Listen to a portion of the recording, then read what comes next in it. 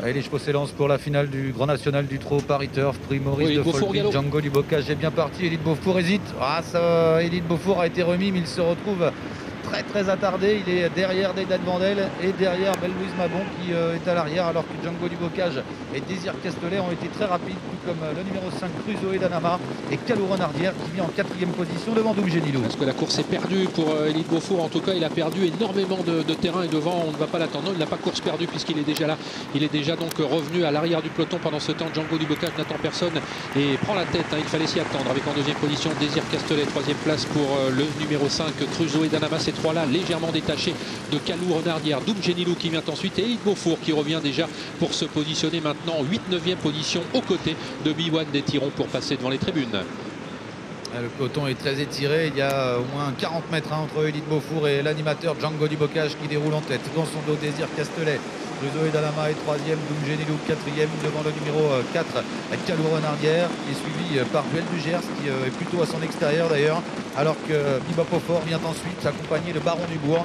Élite Beaufort est en retrait, alors que le numéro 3, Classico Fort, vient de faire une faute. Et on ferme la marche actuellement avec Deidad Vandel, le numéro 14, Django du Bocage, toujours à l'avant du peloton, pour aborder dans quelques instants le tournant de la plaine. Toujours marqué de près par Désir Castelet avec Crusoe Danama, toujours en 3e position, précédent encore Doum Génilou, Duel du Gers, légèrement à l'extérieur, qui trotte actuellement en 5e position, Baron du Bourg dans son dos, avec également le numéro 7 de Biwan des Tirons et Élite Beaufour qui se retrouve donc à l'arrière, alors qu'Alinéa actuellement essaye de quitter l'arrière de ce peloton. 1500 mètres à parcourir encore avec en tête Django du Bocage devant Désir Castelet. Crusoe Danama toujours 3e, Doum Génilou 4e. À l'extérieur, Alinéa est en train de faire mouvement. Dans son dos, il y a Biwan des Tirons avec un peu plus loin Élite Beaufour. Au centre, le numéro 9, Duel du Gers devant Calou Renardière. Baron du Bourg qui recule un peu. Belle-Louise Mabon est toujours à l'arrière avec Deidad Vandel et le numéro 11, Biba Beaufort. Élite Beaufour qui a pris donc le sillage de Biwan des Tirons et qui est en train de se rapprocher alors que les concurrents abordent la montée sous la conduite toujours de Django du Bocage avec Désir Castelet toujours bien à l'abri dans son sillage. Alinéa continue maintenant de se rapprocher et vient désormais en 3e position couvrir quasiment le numéro 5 Crusoe Danama. À l'extérieur, Biwan des Tirons va se retrouver né au vent, ramenant toujours le grand favori Élite Beaufour, le numéro 6 qui est encore compétitif à mi-peloton. Duel du Gers qui précède quant à lui Baron du Bourg.